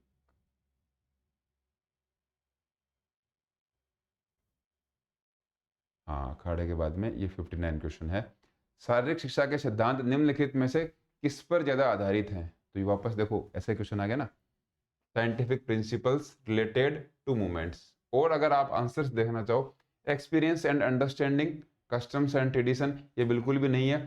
फिलोसॉफिकल थॉट्स, इनके ऊपर है, लेकिन जो प्रिंसिपल बने हुए हैं, प्रिंसिपल जैसे आप देखो स्पोर्ट्स ट्रेनिंग के प्रिंसिपल हैं, वो सारे साइंटिफिक हैं, ऐसे नहीं कि कुछ भी बना दिया हो, सब साइंटिफिक है। कब आपको ट्रेनिंग करनी चाहिए, कब आपको रेस्ट करना चाहिए, छोटी छोटी बातों को यहाँ पर डिस्कस किया जाता है। तो इस ऐसे क्वेश्चंस में ये ध्यान में रखना आप। सारे शिक्षक महाविद्यालय, वाईएमसीए की स्थापना 1920, बहुत बार क्वेश्चन पूछा गया, आपके लिए बहुत ईजी हो गया इसका आंसर। सिगमंड फ्राइड ने दिया था साइको एनालिसिस, ठीक है। मोटिवेशन, ये पैरालिज्म, ये सब अलग दिया था। तो ये भी क्वेश्चन बहुत बार पूछा गया है। सिगमंड फ्राइड ने मनोविश्लेषणवाद आप कह सकते हो, साइको एनालिसिस थ्योरी है ना, ईगो, सुपर ईगो वगैरह बहुत सारी चीज़ें बताई थी इन्होंने। ये क्वेश्चन डिलीट कर दिया गया। मनोविज्ञान शारीरिक शिक्षा के छात्रों को इसलिए पढ़ाई जाती है क्योंकि, क्यों पढ़ाते हैं, क्यों पढ़ाते हैं? क्योंकि ये परफॉर्मेंस बढ़ाते हैं, स्वभाव से संबंधित है, सीखने में सहायता करता है, खिलाड़ियों को उत्साहित करता है। कौन सा आंसर मानोगे, है ना, ये कई आंसर बच्चे करके आ गए थे, कौन सा आंसर सही माने, इस वजह से इसको डिलीट कर दिया। बोर्ड को जो भी लगता है कि डिस्प्यूट हो सकता है, उस क्वेश्चन को डिलीट कर देते हैं। व्यक्तिगत भिन्नता का एक कारण है, आप इंडिविजुअली एक दूसरे से अलग हो, मेन उसका कारण क्या है? तो मेन कारण एक तो है आपकी हेरिडिटी, अनुवांशिक कारण, आपके जो एंसेस्टर्स हैं, आपके फादर मदर, जो भी आपके दादा दाना पोता, यो दादा दादी नाना नानी, वो पोता पोती में ये फर्क आपको देखने को मिल सकता है। दूसरा, आपका इन्वायरमेंट का बहुत बड़ा रोल प्ले होता है, आप कहाँ पर पैदा हुए हो और आपको, आपके मतलब मदर फादर के जीन्स हैं, इन दोनों का कॉम्बिनेशन होता है। तो आपके जो इंडिविजुअल डिफरेंसेस हैं, आप कैसे बात करते हो, कैसे भागते हो, कैसे आप सारे जो भी एक्टिविटीज करते हो, उसमें इन दोनों का रोल होता है। तो ये आप ध्यान में रखना, अलग अलग भी दे रखे हैं कि इन्वायरमेंट का रोल है, हेरिडिटी मतलब आपका वंश के कारण भी होता है। तो ये दोनों, इनका रोल है, लेकिन बेस्ट इसका सुटेबल आंसर हो जाएगा कि इन दोनों का कंबाइंड रोल होता है। Find out which is not the law of learning, तो आपका लॉ ऑफ रेडीनेस भी है, लॉ ऑफ इफेक्ट भी है, लॉ ऑफ रिएक्शन नहीं है, ठीक है। ये यहाँ पे अगर एक्शन आता तो हम बात कर लेते है ना, और लॉ ऑफ एक्सरसाइज, ये सारे हैं, लॉ ऑफ रिएक्शन नहीं है। सीखने के सिद्धांतों की थ्योरी थॉर्नडाइक ने दी थी, है ना, थ्योरीज ऑफ लर्निंग थॉर्नडाइक द्वारा दी गई थी, इजी सा है। उपलब्धि प्रेरणा किससे संबंधित है? तो अचीवमेंट मोटिवेशन है व्यक्ति की आवश्यकता के अनुसार। अचीवमेंट ये NACS से नोट करते हैं, NACS ये दिया था डेविड मैकलीलैंड ने, है ना, साइकोलॉजी का टॉपिक है। ये क्वेश्चन बहुत ही ऊपर ऊपर से पूछा गया है ना। NACS दिया था, फिर NPOW दिया था, इस तरीके से इन्होंने वो साइकोलॉजी में बताया था। तो ये अचीवमेंट के बारे में बताया था, तो ये तो बहुत ही सिंपल पूछ लिया, व्यक्ति की आवश्यकता के अनुसार ये आपका ये होता है। प्रशिक्षण में स्थानांतरण क्या है? स्थानांतरण मतलब ट्रांसफर करना, आप लर्निंग से ट्रांसफर करते हो। तो क्या है, उद्योग में नवीन, ये तो नहीं होगा ना, वातावरण से सीखना, पुरानी सीख को नवीन अवस्था में प्रयोग करना, ये हो सकता है। क्या है, use of transfer of training, जैसे कि कोई बैडमिंटन खेल रहा है, तो बैडमिंटन खेलने वाला प्लेयर किसके अंदर अच्छा हो सकता है? टेनिस के अंदर अच्छा हो सकता है। एक क्रिकेट खेलने वाला प्लेयर गोल्फ में अच्छा हो सकता है, उसने अपनी क्रिकेट की स्किल्स को गोल्फ में क्या कर दिया है, ट्रांसफर किया, और पॉजिटिवली ट्रांसफर किया है, ठीक है। ओल्ड सिचुएशंस को न्यू सिचुएशन में ट्रांसफर करना, तो ये इस तरीके से आपका ऐसे आंसर के जो हैं आपके सही हो जाते हैं। शारीरिक कौशल, इसका मतलब फिजिकल स्किल की बात हो रही है, तो शारीरिक कौशल का सीखना संबंध रखता है। शारीरिक कौशल, कॉग्निटिव लर्निंग, देखो अब ये 2011 की बात है, वहां पर भी इसने कॉग्निटिव लिखा है, कॉग्निटिव लिख सकते थे। तो आपको यही नहीं पता कि इंग्लिश में कॉग्निटिव को हिंदी में क्या बोलते हैं, तो संज्ञानात्मक बोलते हैं। यहाँ पर संज्ञानात्मक कहाँ लिखा हुआ है? आप कई बार कहते हो कि सर इंग्लिश में आप इस चीज़ का टर्म है, इसको हिंदी में बताओ। हिंदी में लिखा हुआ होता है, एग्जाम में इंग्लिश में आ गया। अब संज्ञानात्मक कहीं भी नहीं लिखा हुआ, आप इसको कैसे फाइंड आउट करोगे? तो ध्यान में रखा करो इंग्लिश के वर्डिंग भी, है ना।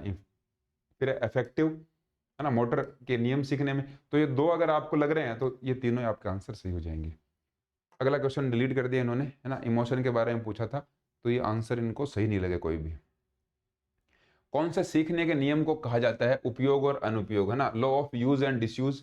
तो ये अभ्यास के नियम को कहते हैं, लॉ ऑफ एक्सरसाइज। थॉर्नडाइक ने जो नियम दिए थे, इसमें यूज एंड डिसयूज या फिर डीयूज भी आप कह सकते हो, ये अभ्यास के नियम को या फिर लॉ ऑफ एक्सरसाइज में कहते हैं। अगला है विशेष शिक्षण विधि का उपयोग किस पर निर्भर करता है। तो ये अच्छा क्वेश्चन है, ठीक है, लेकिन इसके जो ऑप्शन है, ऑप्शन से ये क्वेश्चन और इजी हो गया। ऑप्शन थोड़े से अगर टफ होते तब हमारे लिए इस क्वेश्चन को सोल्व करना, जैसे कि क्या पूछा गया, विशेष शिक्षण, स्पेशल जो टीचिंग मेथड है किस पर निर्भर करेगा, है ना, अध्यापक के यौन प्रसार पर, है ना, सेक्स ऑफ द टीचर। अब इसमें यौन प्रसार इसका यहाँ पर बता दिया, यहाँ पर इसका मतलब जेंडर से लिया गया है। तो ये पहले इंग्लिश में पेपर बना था, हिंदी में जब इसका ट्रांसलेट किया तो यौन प्रसार आ गया। ऐसे कई ब्लंडर भी हो जाते हैं ना क्वेश्चन पेपर में, यूपीएससी तक कर देती है, हमारे बोर्ड तो फिर भी थोड़ा उस लेवल तक नहीं है उतना। फिर एज, है ना, एज के बारे में पूछा कि टीचर की एज के अकॉर्डिंग। फिर स्किल, अब स्किल इतना भारी इसके अंदर वर्ड आ गया कि ये आंसर इसका वैसे ही सही हो जाएगा, तो बहुत इसके अंदर दिमाग लगाने की जरूरत है भी नहीं। फिजिकल एजुकेशन के कौशल सीखने की सर्वोत्तम विधि है डेमोन्स्ट्रेशन मेथड, बिल्कुल ठीक माना जाता है कि फिजिकल स्किल आपको सिखानी है, तो फिजिकल स्किल के अंदर ये बताया जाता है कि जब भी आप फिजिकल स्किल सिखा रहे हो कि ये स्किल बच्चों को सिखानी है, सबसे पहले आप उसको डेमोन्स्ट्रेट करके दिखा दो। जैसे कि आपको क्या करना है, वॉलीबॉल की टेनिस सर्विस सिखानी है, तो टेनिस सर्विस में आप बॉल को कहाँ रखोगे, है ना, आपके नाभि के सामने रखोगे, फिर उसको टॉस करोगे, फिर आप पंजों पे आओगे और फिर पीछे करके उसको जस्ट उसको हिट कर दोगे। कहाँ से हिट करोगे, ये पूरा आपने पहले डेमोन्स्ट्रेट करके दिखा दिया कि ऐसे करके ऐसे करना है। फिर उसको बाई पार्ट मेथड में हम जब समझाते हैं, तो बाई पार्ट मेथड जो होल पार्ट मेथड होता है कि ये जो स्किल है इसको 4 पार्ट में तोड़ लिया। पहले बॉल को होल्ड किया, फिर उसको टॉस किया, तो पहले टॉस की 4 बार प्रैक्टिस कराएंगे, फिर उसको हिट करने की प्रैक्टिस कराएंगे। ये पार्ट में जब तोड़ा है आपने, ये बाद में तोड़ा है, पहले उसको डेमोन्स्ट्रेशन में दिखाया स्किल को। स्किल को सबसे बेस्ट यही मेथड माना जाता है। जैसे कि आपको किसी को बच्चे को बताना है कि शेर जो होता है ना, शेर के बहुत बड़ा सा मुंह होता है, 4 पैर होते हैं, हाइट उसकी ज़्यादा होती है, लंबा सा होता है, जंगल का राजा वगैरह, ये सारी बातें बताते हो। बच्चा आपकी हाँ तो भर देगा, लेकिन उसके दिमाग में कुछ क्लियर नहीं हुआ। उससे अच्छा है आप उस शेर की पहले इमेज दिखा दो बच्चे को कि ये शेर है, दिखा दिया, अब बताओ शेर के बारे में, तो बच्चा अच्छे से बचाएगा। इसलिए जब भी स्किल्स की बात होती है, कुछ आपको सिखाना है, तो पहले जो आप सिखा रहे हो उसको दिखा दो, ये मैं सिखाने वाला हूँ, अब मैं इसको पार्ट में तोड़ के सिखाऊंगा। ये सबसे अच्छा मेथड माना जाता है, तो ये डेमोन्स्ट्रेशन मेथड होता है, ठीक है। पाठ्य योजना का सिद्धांत नहीं है ना, नहीं है में ना, एज और जेंडर है ना, वार्मिंग अप है ना, प्रोग्रेशन है और टीचर एक्सपीरियंस है। अगर आप चारों को इसको गलत लगा दो तो नहीं है में, एक बात ध्यान में रखना, है ना, लेसन में एज और जेंडर है। एक्चुअल में इस क्वेश्चन का जब आप आंसर देने जाते हो तो एज और जेंडर का वैसे तो ये फर्क इस तरीके से हो जाता है कि बॉयज और गर्ल्स हैं, बॉयज और गर्ल्स को आप अलग अलग तरीके से उनकी जो आपकी क्लासेज हैं वो होनी चाहिए, ठीक है। टीचर का एक्सपीरियंस है, टीचर का एक्सपीरियंस लेसन प्लान में इफेक्ट करता है, लेकिन उतना इफेक्ट नहीं करता। कितना इफेक्ट नहीं करता कि उससे क्या हो जाए आपका लेसन। जैसे कोई अगर नया टीचर है वो भी अच्छा पढ़ा सकता है, कोई एक्सपीरियंस टीचर है वो भी खराब कर सकता है मामले को, ठीक है। एज और जेंडर, है ना, एज और जेंडर का फर्क वैसे नहीं पड़ता कि आप बॉयज को अलग पढ़ा रहे हो और गर्ल्स को अलग पढ़ा रहे हो, ऐसे नहीं। उसका फर्क है कि बॉयज के लिए आपने अलग जो क्या बोलते हैं ट्रेनिंग प्लान डिसाइड किया है, गर्ल्स के लिए अलग किया है, ठीक है। फिर वार्मिंग अप, है ना, वार्मिंग अप आपका जो लेसन प्लान है, ये ग्राउंड की बात हो रही है ना, स्कूल जो आपकी क्लासेज है उसकी बात नहीं हो रही। वार्मिंग अप वो भी जरूरी है, ठीक है। प्रोग्रेशन, प्रोग्रेशन मतलब पहले आपने स्किल की एक स्टेप सिखाई, फिर दूसरी स्टेप सिखाई, ऐसे आप स्टेप में जल्दी जल्दी करते चले जाते हो। Teacher experience, most suitable answer इसका ये होगा। एक सुपरवाइजर में गुण नहीं होने चाहिए, तो ये तो बहुत ईजी सा है। सुपरवाइजर सेल्फिश नहीं होना चाहिए, बाकी सारे गुण हैं। तो ये नेगेटिव जो इसमें पॉइंट है उसको आपको पकड़ना है। किस नॉकआउट पद्धति में पराजित टीम को दोबारा खेलने का अवसर मिलता है? डबल नॉकआउट में मिल सकता है, ठीक है, और नॉकआउट कम लीग, हाँ ठीक है, डबल नॉकआउट में मिलता है, क्योंकि नॉकआउट टूर्नामेंट इसमें एक बार होता है, फिर जो टीम आगे पहुंचती है उनका एक और नॉकआउट टूर्नामेंट होता है, तो 2 बार नॉकआउट हो गया। डबल नॉकआउट में जो फॉर्मूला होता है वो भी हम देखेंगे, आगे देखेंगे, वो ना बाद में देख लेंगे कभी, है ना, बड़ी बातें हो जाएंगी, ये वीडियो लंबा हो जाएगा। 11 टीमों में 22 की संख्या कितनी होगी? तो बहुत ही सिंपल है, 2 की पावर n से हम डिसाइड करते हैं। तो यहाँ पर 2 की पावर n है, तो 2 की पावर n में हम रखेंगे तो 2 इंटू 2 इंटू 2 इंटू 2, कितनी बार हो गया? 1 2 3 और 4, 4 बार हो गया, 1 2 3 4, तो ये 4 8 और 16, इसका मतलब 2 की पावर 4, ये 4 है नंबर ऑफ राउंड, इसका क्या मतलब हुआ? 2 की पावर इज इक्वल टू 16। तो आपके जितने टीम्स हैं, टीम से जस्ट ज़्यादा 2 की पावर में कौन सी वैल्यू है? तो वो है 16। तो 16 में से आप 11 को जब माइनस करोगे तो कितनी बच जाएंगी? 5। बहुत ईजी सा है, वैसे इसको मैंने एक्सप्लेन कर दिया, आप सब समझते भी हो। पाठशाला में शारीरिक शिक्षा के कार्यक्रमों को ख्याति प्रदान करने वाला मुख्य उपागम क्या बताया गया? फिजिकल एजुकेशन का प्रोग्राम है पब्लिसिटी। हाँ, पब्लिसिटी के लिए अंतः पाठशाला क्रीड़ा स्पर्धाएं, कितना भारी नाम है। इंट्रामुरल्स अगर लिख देते तो बहुत ईजी हो जाता। क्या है, आप फिजिकल एजुकेशन जो प्रोग्राम है आपका, स्पोर्ट्स का प्रोग्राम है, उसको आपको पॉपुलर करना है।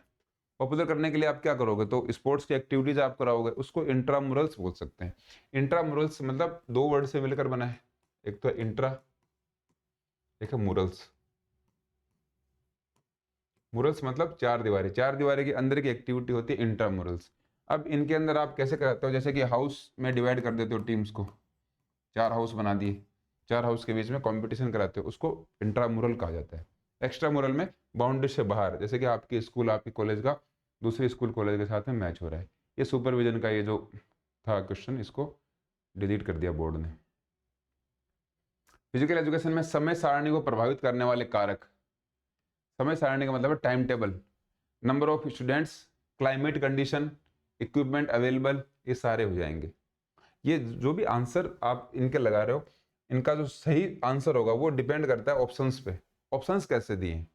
तो ऑप्शंस दे ही इस तरीके के दिए, है ना, उपरोक्त सभी का ऑप्शन आ गया तो सभी को सही करना पड़ेगा। नंबर ऑफ स्टूडेंट्स का मतलब जब भी आप टाइम टेबल बनाते हो तो कितने आपके पास स्टूडेंट है कौन से क्लास में, उनको डिसाइड करने का भी आपके पास होना चाहिए कि कौन से क्लास को ज़्यादा, कौन सा टीचर देना है, कहाँ देना है। फिर है क्लाइमेट। क्लाइमेट में ऐसे नहीं है कि बहुत ही सर्दियों वाला क्लाइमेट और आपने 8 बजे का सुबह का टाइम टेबल बना दिया, वो भी नहीं है। और इक्विपमेंट अवेलेबल, इक्विपमेंट आपके पास अवेलेबल होना चाहिए। ऐसे नहीं है कि हम बच्चों को टेबल टेनिस खिलाएंगे और टेबल टेनिस के आपके पास क्या है, वो टेबल ही नहीं है। उसके बाद में इनमें से कितने इतनी सघनता से खेलों में आप रुचि को, क्या पूछ लिया, इंग्लिश में देखते हैं। Which of the following tremendously is has increase the general interest. हाँ, जनरल इंटरेस्ट स्पोर्ट्स में अगर डेवलप करते हैं तो किसने बढ़ावा दिया? तो हर रोज खेल, खेल पत्रिका, रेडियो, टेलीविजन, हाँ ये इसका फर्क पड़ा। लाइव रिपोर्टिंग जब स्पोर्ट्स की होने लग गई तो लोगों का इंटरेस्ट बढ़ गया। अब भी हम देखते हैं लाइव रिपोर्टिंग का फर्क पड़ता ही है, लाइव वगैरह मैच वगैरह हम देख लेते हैं, है ना, ओलंपिक के मैच देखते हैं हम लोग। निम्न में से कौन सा खेल प्रशिक्षण का सिद्धांत नहीं है? तो प्रोग्रेशन ऑफ लोड भी है, साइक्लिसिटी है, प्रोग्रेशन ऑफ कंटिन्यूटी भी है, इकोनॉमी ऑफ मूवमेंट, मूवमेंट की इकोनॉमी, ये नहीं है, है ना, इसको नहीं पढ़ते। सिंपल सही है, स्पोर्ट्स ट्रेनिंग का पहले पेज पर ही आपको मिल जाएंगे नोट्स के अंदर। भार दर, है ना, लोड इंटेंसिटी का मतलब क्या हुआ है? Inversely proportional to load volume. Load volume का मतलब है आपका टोटल आपने काम कितना किया है, ठीक है, टोटल वर्क डन। अब भार घनत्व है, इसका मतलब है लोड इंटेंसिटी, जितना इंटेंसिटी का मतलब है आपने उस काम को कितना हार्डली किया है, कम रेस्ट करके और लगातार आपने काम किया है। तो लोड इंटेंसिटी ज्यादा होगी तो आपकी जो लोड वॉल्यूम है वो उतनी कम हो जाएगी। जैसे कि आपको 20 किलो वजन है, उसको उठाना है और उसको उठाकर आपको 2 घंटे तक वर्कआउट करना है, ठीक है। ये का आप काम कर लोगे, है ना? ये आपकी क्या आ गई, लोड की वॉल्यूम आ गई, इतना आप काम कर सकते हो। फिर जैसे ही आपने इसको 50 किलो किया, आपका ये आ गया 1 घंटा, है ना? 1 आवर आ गया। तो विपरीत अनुपाती हो गया ना, ये बढ़ा और ये कम हो गया। ऐसे इसको समझना है। ऐसे क्वेश्चन को करने के थोड़े छोटे मोटे तरीके हैं, कोई बहुत ज़्यादा प्रॉब्लम वाली बात नहीं है। माइक्रो साइकिल पूछा है, सिंपल सा है, 5 से 10 दिन का होता है, या फिर 1 वीक यहाँ पर लिखा हुआ होता, उसका आंसर भी आप मान लेते। Explosive power is measured through, विस्फोटक शक्ति का मापन, विस्फोटक जो एक्सप्लोजिव स्ट्रेंथ होती है, एक्सप्लोजिव पावर होती है, उसको वर्टिकल जंप से हम मेजर करते हैं, और इसको डेवलप करने के लिए प्लायोमेट्रिक्स की जो ट्रेनिंग है वो की जाती है। बाकी कोई भी इसमें जो एग्जांपल है ना, ये है ना, शटल रन है। शटल रन मतलब आपकी रिएक्शन टाइम और आपकी स्पीड के लिए यूज़ कर सकते हो। सिटअप्स, सिटअप्स आपकी जो एब्डोमिनल स्ट्रेंथ है उसके लिए, है ना। आर्म हैंग या आपकी स्ट्रेंथ के लिए यूज आता है। Motor skills are learned best by, है ना, गामक कौशल सीखने की उत्तम विधि है। मोटर स्किल्स प्रैक्टिस से आप ज़्यादा सीख सकते हो। किसी को देखकर मोटर स्किल्स सीख सकते हो, लेकिन उसकी प्रैक्टिस करनी पड़ेगी, है ना। ऑब्जर्वेशन से भी सीख सकते हो, लेकिन वहाँ पर भी प्रैक्टिस की जरूरत है। मेमोराइजेशन भी जरूरी है, लेकिन वहाँ पर भी प्रैक्टिस की जरूरत है। मोटर स्किल आप तभी सीख पाओगे जब लगातार उसकी प्रैक्टिस करते हो। मोटर स्किल्स का मतलब जैसे कि हॉकी में ड्रिबलिंग करना, है ना, बॉल को थ्रो करना, बॉल को हिट करना, ये सारे मोटर स्किल्स हैं। मोटर मतलब जिन स्किल्स में कोई ना कोई एक्टिविटी हो। Motor qualities are the foundation stone of, foundation stone, है ना। मोटर क्वालिटी से तो व्यवहार का तो मतलब इसमें है ही नहीं, ठीक है। हैबिट्स का भी नहीं है। कम्युनिकेशन, इसके क्वेश्चन बहुत इजी हो गया, ठीक है। आंसर्स को ऐसे एलिमिनेट कर दिया करो, आंसर पे पहुंच जाओगे। बैलिस्टिक मेथड तरीका सबसे अच्छा। बैलिस्टिक मेथड क्या होता है, जैसे कि आप यहाँ पर खड़े हो और नीचे फॉरवर्ड बेंड होना चाहते हो, तो आपकी ये जो स्पाइन की पीछे की जो पूरी मसल्स हैं और बैक की मसल्स हैं, ये इतनी फ्लेक्सिबल होनी चाहिए कि आप जल्दी से अपनी नाक वो घुटनों के लगा दो, लेकिन वो नहीं लगती। उसके लिए एक बैलिस्टिक मेथड किया जाता है ना, झटके से थोड़ा सा आपको एक्सरसाइज करनी पड़ती है। वो जो झटके से एक्सरसाइज करते हैं ना, एक थोड़ा सा जर्क की एक्सरसाइज आप कह सकते हो, वो होता है आपका बैलिस्टिक मेथड, ठीक है। ध्यान में रखना आपको, और ये फ्लेक्सिबिलिटी के लिए काम में लिया जाता है, ये ध्यान में रखना। बैलिस्टिक होता है ना, रिदमिक, सही, कई सारी चीजें होती है उसके अंदर। एरोबिक एक्टिविटी कौन सी नहीं है, एरोबिक मतलब ऑक्सीजन की प्रेजेंस में होने वाली एक्टिविटीज। तो जॉगिंग है, कैलिस्थेनिक्स है। कैलिस्थेनिक्स क्या होती है, विदाउट इक्विपमेंट आप कोई फिजिकल एक्टिविटी करते हो, वो होती है कैलिक्सिन, वो कैलिस्थेनिक्स। फिर cycling, circuit training. Circuit training वैसे तो स्ट्रेंथ डेवलप करने के लिए करी जाती है, इसलिए यहाँ पर एरोबिक में इसका आंसर हमने सही नहीं माना। वार्मिंग अप किस लिए जरूरी है, तो ये भी बहुत इजी है। कोई भी फिजिकल एक्टिविटी या फिर कोई गेम है, स्पोर्ट है, उसको खेलने से पहले हम हमारी बॉडी को गर्म करते हैं। इसलिए करते हैं कि हमारे जो ब्लड के टिश्यूज हैं, मसल्स हैं, वहाँ पर पूरा ब्लड पहुँच जाए। ब्लड पहुँच जाएगा तो शरीर गर्म होगा, मसल्स में क्रैम्प नहीं आएंगे, और हमारी मसल्स को हमें बताना होता है कि अब हम आपसे काम लेने वाले हैं, तो मसल्स एक्टिव हो जाएं। शरीर और मसल्स के तापमान को बढ़ाना। तापमान क्यों बढ़ता है, क्योंकि वहाँ पर ब्लड पहुँच जाता है, और ब्लड का जो टेम्परेचर है वो इनका जो मसल्स का टेम्परेचर है, टिश्यूज का, वो भी बढ़ा देता है। कौन सी एरोबिक क्रिया मुख्यतः मनोरंजन के काम आती है। मनोरंजन मतलब यहाँ पर रिदमिक एक्सरसाइज। रिदमिक एक्सरसाइज आप ऐसे इसको समझ सकते हो कि जैसे कि कोई डांसर है ना, स्टेज पे खड़ा है और 50-60 की भीड़ है। आजकल तो जिम वगैरह में ऐसे इनके वो फीस भी लेने लग गए। डांसर खड़ा हुआ है और उस जैसे ऐसे हाथ कर रहा है, सब ऐसे हाथ करेंगे, फिर ऐसे इस तरीके से।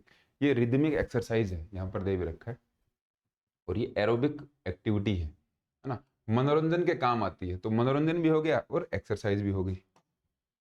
शरीर के ढांचे, स्ट्रक्चर के अध्ययन, एनाटोमी है ना। एनाटोमी शरीर का जो ढांचा है उसका अध्ययन है। और शरीर के अगर उसकी बात करते, काम कैसे करता है ना, क्रिया, रचना विज्ञान, इस तरीके से अगर नाम होता, ये देखो यहाँ पर दे रखा है ना, शरीर क्रिया, ये पूछते तो फिजियोलॉजी हो जाता। इसके बाद में है कोशिका का अध्ययन, साइटोलॉजी। हड्डियों का अध्ययन, ऑस्टियोलॉजी। आज ये नाम आपको इजी लग रहे होंगे, ये क्या पूछ लिया ना। मसल्स का अध्ययन है, मायोलॉजी, है ना। और ये एंथ्रोलॉजी है ना, बायोलॉजी है। लिविंग ऑर्गेनिज्म का हिस्टोलॉजी है, टिश्यूज का अध्ययन। ये ऐसे क्वेश्चन पूछते हैं। एक क्वेश्चन और आ गया ना मसल्स का, ये मायोलॉजी आ गया। ऐसे इजी क्वेश्चन भी आते हैं, आजकल तो मुश्किल लग रहा है मेरे को। शरीर में लंबी हड्डियों का कार्य है लीवर की तरफ काम करना है। लीवर मतलब आपको मैकेनिकल कोई एडवांटेज दे दे, तो आपके हाथ हैं, पैर हैं, वो लीवर का काम करते हैं आपकी बॉडी के अंदर। लीवर वही काम करता है, आपके काम को ईज़ी कर देता है। जैसे कि मुझे पेन से लिखना है, तो मैं यहाँ पे खड़ा हूँ और पेन से यहाँ से लिख पा रहा हूँ, काम ईज़ी हो गया। अगर ये लीवर छोटा होता तो मुझे क्या करना पड़ता, यहाँ पर आकर इसको ऐसे लिखना पड़ता। इस तरीके से ध्यान रखना है। 96 का इन्होंने डिलीट कर दिया। एक धड़कन में हृदय द्वारा फेंके जाने वाले रक्त की मात्रा, तो वो होता है stroke volume, cardiac output, blood volume, tidal volume. यहाँ पर इन्होंने इसका दे नहीं रखा है ना, स्ट्रोक वॉल्यूम दे रखा है, कार्डियक आउटपुट दे रखा है, इसलिए इस क्वेश्चन को डिलीट कर दिया। ठीक है, एक amount of in A 1 minute, अच्छा 1 मिनट में, हाँ ये स्ट्रोक वॉल्यूम हो जाता है इसका, अगर 1 मिनट नहीं दिया हुआ होता तो। ठीक है, ऐसे क्वेश्चंस डिलीट कर देते हैं कई बार, ध्यान में रखना है ऐसे क्वेश्चंस को, है ना। जैसे कि एक स्ट्रोक में, जैसे कि एक बार हुआ, एक स्ट्रोक में उसने कितना बाहर निकाला ब्लड को, वो हो गई एक स्ट्रोक की वॉल्यूम। ठीक है, फिर वो होता है कार्डियक आउटपुट वगैरह भी हम देखते हैं। ठीक है, यहाँ पर ऑप्शन में क्लियर नहीं हो रहा, चलो नेक्स्ट देखते हैं। कंधे का जोड़ बॉल एंड सॉकेट का टाइप है। ठीक है, बॉल एंड सॉकेट का जॉइंट होता है कंधे का जोड़, और आपके हिप्स में होता है। एक सैडल जॉइंट है, ये दे रखा है ना सैडल जॉइंट, सैडल जॉइंट आपके अंगूठे में होता है। हिंज जॉइंट आपके घुटने में और एल्बो में होता है, और कॉन्डोजॉइंट आपके हाथ फिंगर्स वगैरह में देखा जाता है। खोपड़ी में 22 हड्डियां होती हैं, ध्यान में रखना है ये, 14 + 8 22, 14 हड्डियां होती है आपकी फेशियल,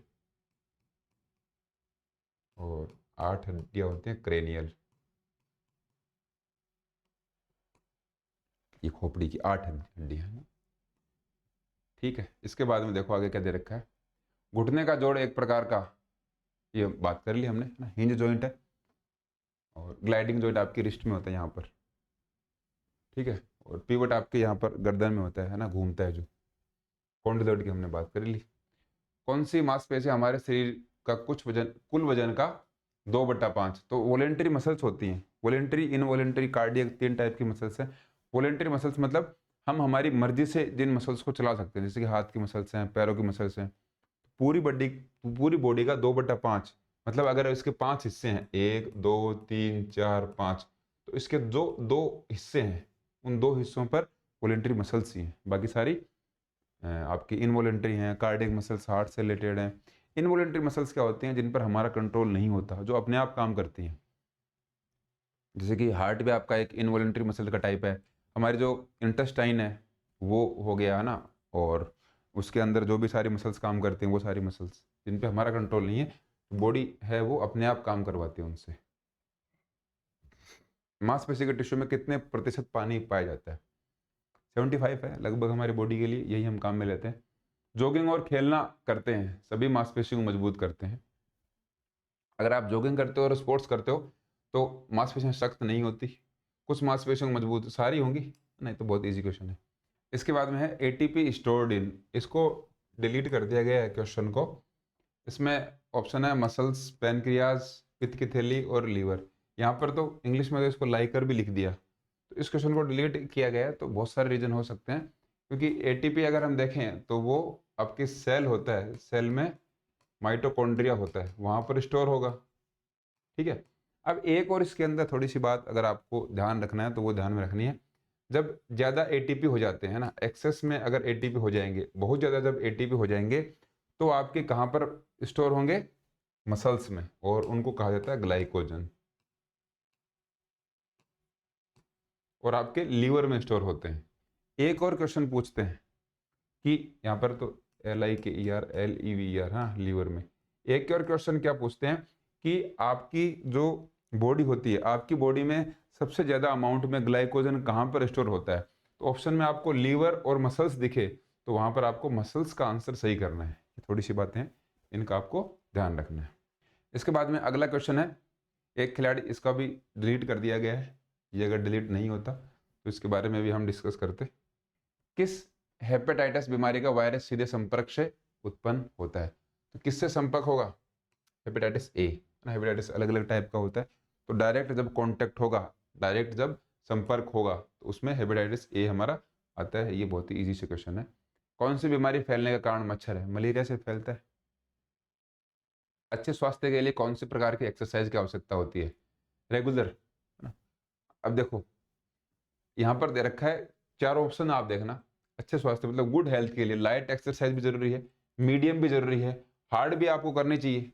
बेस्ट सूटेबल कौन सा है? Regular exercise. कितना ईज़ी सा ये क्वेश्चन है। ऐसी सिली मिस्टेक हम करते हैं। तो इसमें हम आंसर में हम मीडियम लिख के आ गए, मीडियम भी सही है, लाइट भी, 4 ऑप्शन सही हैं। सूटेबल बेस्ट कौन सा है वो देखते हैं।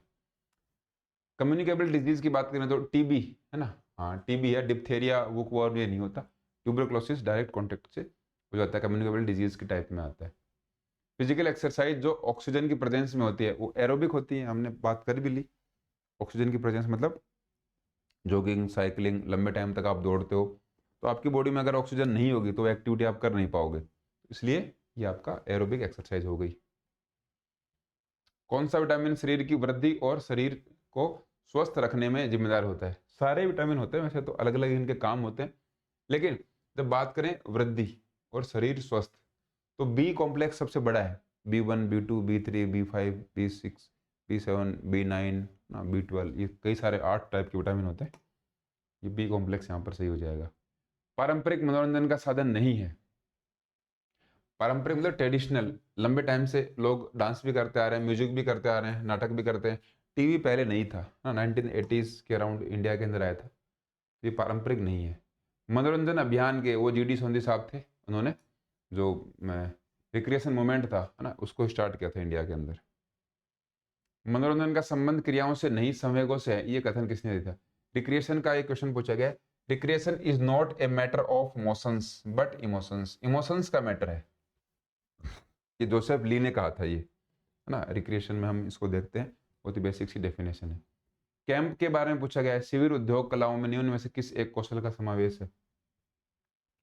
क्वेश्चन यहाँ पर डिलीट कर दिया, ये क्वेश्चन भी डिलीट कर रखा है। शिविर के दौरान किस प्रकार का भोजन दिया जाना चाहिए? मांसाहारी भोजन, तरल पदार्थों वाला, तेलीय भोजन, सूखा मौसमी सब्जियों का मौसम, तो कैसा भी भोजन हो सकता है ना कैंप में। यहाँ पर इस क्वेश्चन के अकॉर्डिंग तो यही माना गया है कि ये सारे गलत है, इसको सही माना है। प्राणायाम का क्या मतलब है? प्राणायाम मतलब अब श्वास को लेना देना, ये श्वसन ब्रीथ कंट्रोल का ये आसन होते हैं। निम्नलिखित प्रक्रिया कार्यक्रमों में से कौन सा कार्यक्रम, ये कैंप से रिलेटेड क्वेश्चन है ना, बॉयज और गर्ल्स कर सकते हैं, साफ इसमें दिखाई नहीं दे रहा। तो बॉयज और गर्ल्स कैंप फायर करते हैं ना, कैंप फायर मतलब बीच में आग जलाई, आसपास में बच्चे बैठ गई, अच्छा एक माना जाता है। सिलेबस को पूरा कवर किया हुआ है इस क्वेश्चन पेपर में, तो आप ध्यान में रखना। जो भी आप तैयारी कर रहे हो, प्रिपरेशन कर रहे हो, मेक श्योर करो कि सारे जो आपके यूनिट्स हैं वो कंप्लीट हो वहाँ पर। योग का पितामह तो महर्षि पतंजलि को कहते हैं, बहुत ही इजी सा क्वेश्चन है। आसन शरीर द्वारा किए जाते हैं परंतु दिमाग पर सीधा प्रभाव डालते हैं, ये बात सही है क्या? सहमत, असहमत, ये पूछे हैं, तो ये बात सही है ना। मतलब शरीर करता है लेकिन दिमाग भी आपका शांत होता है। आप आसन का ले लो या फिर एक्सरसाइज का ले लो, एक्सरसाइज कोई भी आप करते हो तो एक्सरसाइज करने से हमारा दिमाग भी शांत होता है, क्योंकि माइंड में बड़े अच्छे हॉर्मोन्स डेवलप हो जाते हैं। शवासन कौन से वर्ग में आता है? तो आराम करने के लिए रिलैक्स आसन में आता है। अष्टांग योग के प्रथम 4 रूप का सही क्रम है, तो ये 4 हैं, यम, नियम, आसन, प्राणायाम, है ना। प्रत्याहार, धारणा, ध्यान, समाधि, ये अलग 4 हैं। अष्टांग योग मतलब 8 इसमें योगासन होते हैं। योगा कर्मासु कौशलम परिभाषा किसने दी थी? भगवत गीता में ये परिभाषा दी गई है, रामायण में ऐसी बात हमने नहीं देखी। योग सूत्र में परिभाषा है ना, कई सारे जो हमारे विद्वान हैं उन्होंने ये परिभाषाएं दी थी। किस प्रकार का भोजन सबसे अच्छा योग करने वालों के लिए? तो सात्विक भोजन करते हैं, प्याज लहसुन वगैरह, ये भी उनको, उसको भी तामसिक मानते हैं। तला हुआ भोजन नहीं होना चाहिए। कौन सी शुद्धि क्रिया नहीं है? नेति, धोती, कपाल भाती, है ना, ये सारी हैं, है ना। कुंभक नहीं है ना, कुंभक, रेचक, पूरक, ये नहीं है। इनमें से कौन सा लक्षण हठ योग के बारे में पूछा गया है ना? नोट, हाँ नोट है, बिल्कुल सही बात है। तो शुद्धि क्रिया नहीं होती उसमें, आसन, प्राणायाम, कंट्रोल माइंड, ये सारा होगा। हठ योग मतलब आप जबरदस्ती शरीर से काम करवाते हो, ये हठ योगा के अंदर आता है। शुद्धि क्रियाएं उसके अंदर नहीं है। हाँ, नेति, धोती, बस्ती, ये सारा है ना, ये दिया रखा है ना, नेति, धोती, बस्ती, कपालभाति, त्राटक, ये सारी शुद्धि क्रियाएं आती हैं। खेल के, हाँ, सरप्लस एनर्जी दिया था हर्बर्ट स्पेंसर ने। बच्चे जो होते हैं उनमें कुछ एनर्जी बच जाती है, उस एनर्जी का आप कैसे यूज करोगे, वो होती है आपकी सरप्लस एनर्जी। मनोरंजन जरूरी है, तो मनोरंजन किसके लिए ज़रूरी है? व्यक्तित्व के विकास के लिए, विभिन्न प्रतियोगिताओं को आयोजित करने के लिए तो नहीं है। विभिन्न कार्यक्रमों की गतिविधियों में भाग लेने के लिए, ये भी हो सकता है, लेकिन आत्म खुशी और मन की शांति के लिए कितना बेस्ट ऑप्शन है। ऑप्शन से आप इन क्वेश्चंस को कर सकते हो।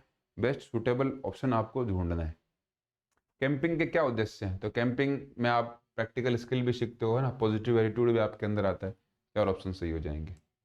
ऐसे जो पॉजिटिव वाले क्वेश्चन होते हैं, वो करना बहुत ईज़ी हो जाते हैं। लास्ट 2 क्वेश्चन है।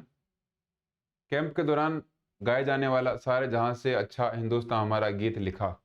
तो कैंप के दौरान गाया जाएगा ये कोई ज़रूरी नहीं है, लेकिन कैंप से जोड़ के इस क्वेश्चन को बना दिया। तो मोहम्मद इकबाल ने लिखा था ये गाना, ध्यान में रखना इसको, आपको पता भी होगा शायद। निम्न में से किसने अपने कथन में खेल के शब्द को मनोरंजन का रूप कहा? तो ये जॉन एच फिनले, है ना? उन्होंने कहा था। तो ये देखो कहाँ पर पूछा, ये रिक्रिएशन का क्वेश्चन पूछा है। तो रिक्रिएशन भी कितना इंपॉर्टेंट हो जाता है। Recreation camp and yoga last के आपकी यूनिट है, वहाँ से अच्छे क्वेश्चन आते हैं। ये थे 130 क्वेश्चन। तो इनमें टाइम अब थोड़ा सा कितना हो गया टाइम, हमें लगभग 1 घंटे से ऊपर हो गया। तो हम कोशिश करेंगे अगले जो पार्ट है उनको 1 घंटे के अंदर हम समेट लें, ज़्यादा बड़ा आपके लिए वीडियो ना हो। इन क्वेश्चंस को एक्सप्लेन हम ना करते हुए फटाफट से आपको बेसिक सा बता देंगे उनके बारे में, ना थोड़ी थोड़ी बातें करेंगे। 1 घंटे से कम रखने की कोशिश करेंगे। जो इजी क्वेश्चन है उनको तो आंसर करते हुए आगे की तरफ निकलने की कोशिश करेंगे, और कुछ क्वेश्चंस है जिसके अंदर थोड़ा सा कुछ समझाने की ज़रूरत है, उसमें हम कोशिश करेंगे कि आपको कुछ थोड़ा सा एक्स्ट्रा भी बताया जाए। बाकी ये जो PYQs हैं, इनके क्वेश्चंस आपको भूलने नहीं है बिल्कुल भी। 2 बार 4 बार अगर आप पढ़ नहीं पाते हो, तो इसीलिए मैंने सोचा कि आपकी थोड़ी सी हेल्प हो जाएगी। ये 5 7 8 10 वीडियो आपके लिए बन जाएंगे, जिससे कि आप लास्ट जो रिवीजन आप करते हो, कोई आपको बोले कि RPSC या फिर अधीनस्थ बोर्ड के आप जो PYQs हैं उनको पढ़ो। पढ़ने के लिए कई बार हम देखते हैं नोट्स नहीं है, नोट्स हैं तो उनको टिक कौन लगाए, तो ये थोड़ा सा वीडियो के रूप में आपको हेल्प हो जाएगी। इसके अलावा हम लोग और आपके लिए क्या प्लान कर सकते हैं, अच्छा क्या डिसाइड कर सकते हैं, कमेंट्स में आप ज़रूर बताना। धन्यवाद।